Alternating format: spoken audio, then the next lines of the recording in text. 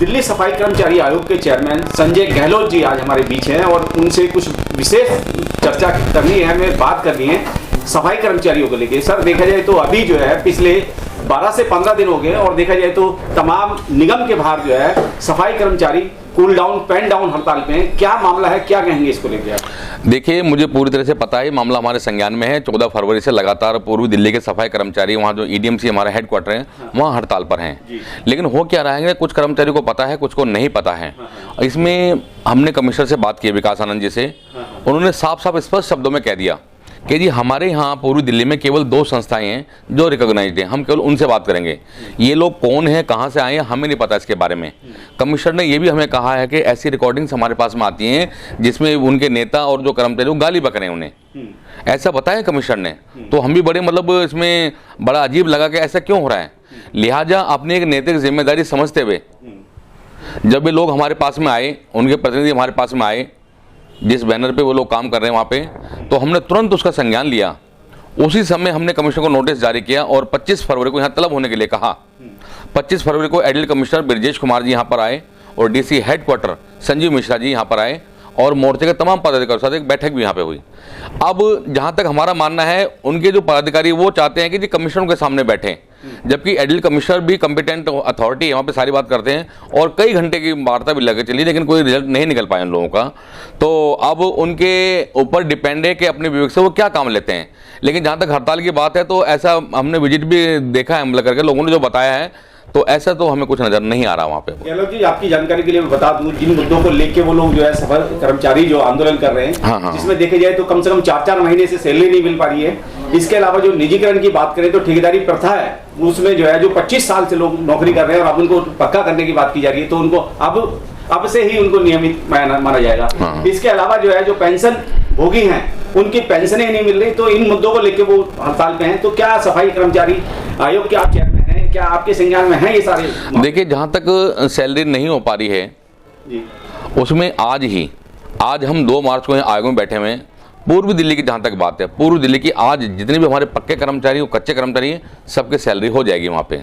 दूसरी जो हमारी उत्तरी दिल्ली है, तो वहाँ थोड़ी दिक्कत आ रही है, क्योंकि वो कहते हैं जी पैसा नहीं है हमारे पास में। साउथ दिल्ली में पैसा भरपूर है, वहाँ पे तो सैलरी भी होगी और कुछ लोगों को पैसा मिला भी है। इसके अलावा एक बात और है, इसमें हम देखते हैं जो लोग पक्के नहीं हो पा रहे, या एक बहुत भयंकर मामला आया कि जो कर्मचारी को 2004 से पक्का मान लिया है, अब उसे कहते हैं कि 2013 से उसको पे फिक्स की जाएगी। तो ये गलत बात है। देखिए, जो कर्मचारी 2004 से अपनी सैलरी लेता आ रहा है, अब उसके बारे में कह दिया गया है कि 2013 से करेंगे, तो ये गलत बात है। इसमें डिपार्टमेंट ने कह दिया है कि उसको दोबारा रिव्यू किया जाएगा सही तरीके से। और जहां तक आयोग की तरफ से मैं स्टेटमेंट दे रहा हूं आज यहाँ पे, ऐसा नहीं होने दिया जाएगा। जो कर्मचारी चाहे वो 2003 से पक्का माना गया, चाहे 2004 से पक्का माना गया, उनको यथावत उसी सन से रखा जाएगा। सर, एक ऐप भी लॉन्च की है और उस ऐप पे जो हाजिरी लगाने की बात है, जब वो डेली बेसिस हाजिरी लगाते हैं तो उस पर आ जाता है कॉन्टैक्ट बेस, तो उसका भी वो जो लोग ऑब्जेक्शन कर रहे हैं भाई इस तरीके के हम मोबाइल पे हाजिरी नहीं देंगे। देखिए, ये बड़ा कुठाराघात हो रहा है इसमें कि अगर कोई सरकारी कर्मचारी, उसको कॉन्टैक्ट लिखा जा रहा है इसके ऊपर। अभी इस मामले में बात हुई थी, उन्होंने कहा जी बाय मिस्टेक ऐसा हो गया। लेकिन होता क्या है कि अगर लगातार 6 महीने तक कोई इसी बेस पे काम कर ले, तो सरकार अपना दबाव बना के कोई कानून दिखा के वो कह सकती है कॉन्टैक्ट बेस पे चले गए। तो ऐसा नहीं होना चाहिए। और अगर ऐसी जानकारी में आती है तो इसके लिए मैं अपने कर्मचारियों को आश्वस्त करना चाहता हूँ कि स्वयं हम विभिन्न लोकेशन पर जाके इसको चेक करेंगे। अगर कहीं ऐसा लिखा आ रहा है या कोई कनामी से डिपार्टमेंट की, उसको बर्दाश्त नहीं किया जाएगा। जो हमारा सरकारी कर्मचारी वो सरकारी रहेगा। इसके तो we don't want to listen the जो वर्ड है ना ये कॉन्टैक्ट, इसको हम सुनना भी नहीं चाहते। ऐसा नहीं होने दिया जाएगा बिल्कुल भी। कुछ सफाई कर्मचारियों को कह रहा है कि निजीकरण के चलते उनका जो है उत्पीड़न, मानसिक उत्पीड़न हो रहा है, उनके साथ में शोषण हो रहा है, उनके साथ में यातनाएं दी जाती हैं। ऐसे कर्मचारी के लिए आपके आयोग में भी कुछ सुनवाई होती है? हाँ, देखिए, ऐसा है कि इसमें निजीकरण का जहाँ तक मामला है, चाहे वो एमसीडी का डिपार्टमेंट हो चाहे एनडीएमसी का हो, वहाँ कोई निजीकरण नहीं है। हो सकता है कि कुछ लोग वैसे ही भड़का रहे हो अपने किसी स्वार्थ के चलते। ऐसा नहीं है कि बिना बात में लोगों को भड़काया जा रहा है कि मस्टोल के कर्मचारी है। मस्टोल सरकारी होते हैं, वहाँ कोई कर्मचारी ऐसा कॉन्ट्रैक्ट पे नहीं है। जहाँ तक एनडीएमसी में जो काम करते हैं वो टीएमआर हैं, आरएमआर है, मस्टोल मिलते हैं उन लोगों को। और जो हमारा एमसीडी में सब्स्टिट्यूट हो चाहे डेली वेजर हो, उनको भी मस्टोल दिया जाता है। और देखिए, एक बात और भी समझ में आ रही है। अभी शनिवार की बात है, एक एनडीएमसी में यशपाल नाम के सफाई कर्मी कार्यरत थे, उन्होंने सुसाइड कर लिया। ये बहुत दुख की बात है। अपने कर्मचारियों को हाथ जोड़कर एक विनती करना चाहते हैं। देखिए, सुसाइड अटेम्प्ट करना या कर लेना ये कोई मतलब मजाकबाजी नहीं है, ये बहुत गंभीर मामला है और एक आपराधिक मामला भी बनता है इसके ऊपर अगर सुसाइड अटेम्प्ट करते हैं। लेकिन जैसे उनके परिवार वालों से हमें पता चला, उस यशपाल नाम के व्यक्ति ने जी आर्थिक तंगी के दौर से गुजर रहा था वो, और कहीं ना कहीं उसको पक्का होने में थोड़ा समय जा रहा था, ऐसा बताया गया हमें।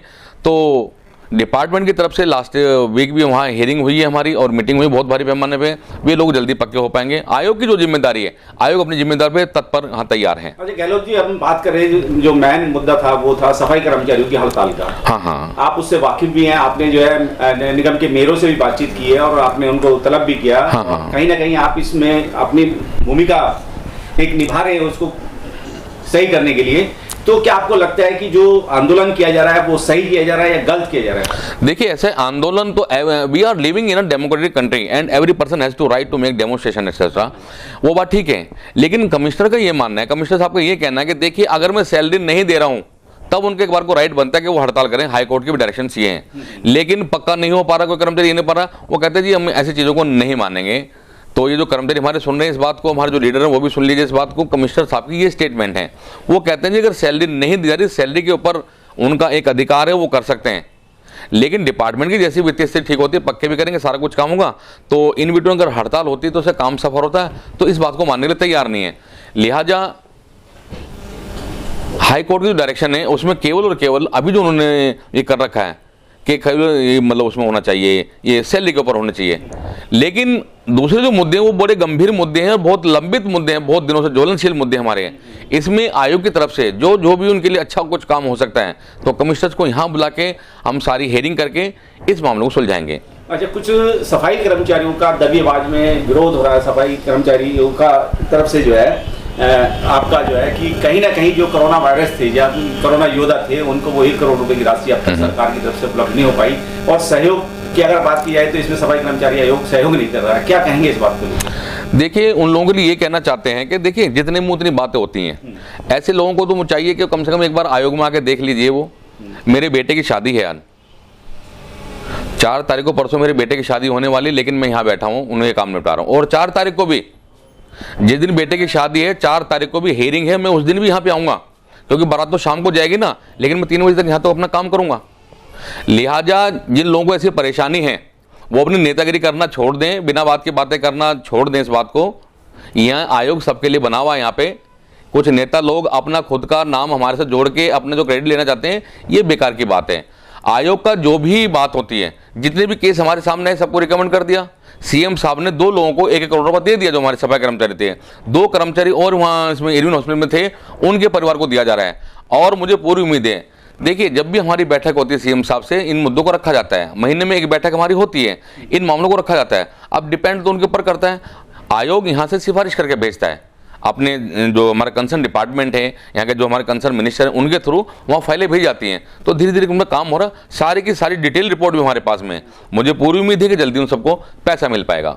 लेकिन सर जब से ये सफाई आयोग की तरफ से पक्का करने की वो मुहिम चली है, तो वहीं सर कुछ देखने में आया है कि कागजों के साथ जो पुराने लोग लगे हुए हैं उनकी फाइल के साथ हेराफेरी हो रही है, उनका नाम चेंज कर दिया जा रहा है, उनकी बलियत चेंज कर दिया जा रही है, उनके सनोप चेंज किया जा रहा है। सर देखिए ऐसा होता है ना कि इसमें 2-3 दिक्कत आ रही है हमारे सामने। सपोज करें केशवपुरम जोन है, वहाँ हो क्या रहा है कि परिसीमन जब हुआ था, वो कहते हैं जी एसपी सिटी जोन से फाइलें मेरे पास में नहीं आई, एसपी सिटी जोन लगा मेरे करोल बाग में रह गया।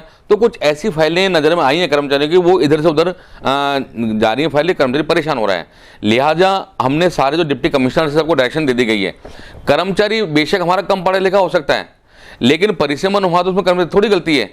डिपार्टमेंट को चाहिए उसका रिकॉर्ड जहां से मिले उसको पूरा पुटअप करे, और अगर वो ऐसा नहीं करेंगे तो उनके खिलाफ जो भी एक्शन हो सकता है। अगर उन्हें गाड़ी जब्त करानी पड़ेगी ना अधिकारियों को, तो गाड़ी भी जब्त कराने से हम पीछे नहीं हटेंगे, लेकिन कर्मचारी को ऐसे नहीं भटकने देंगे, बिल्कुल कर्मचारी पक्के होंगे।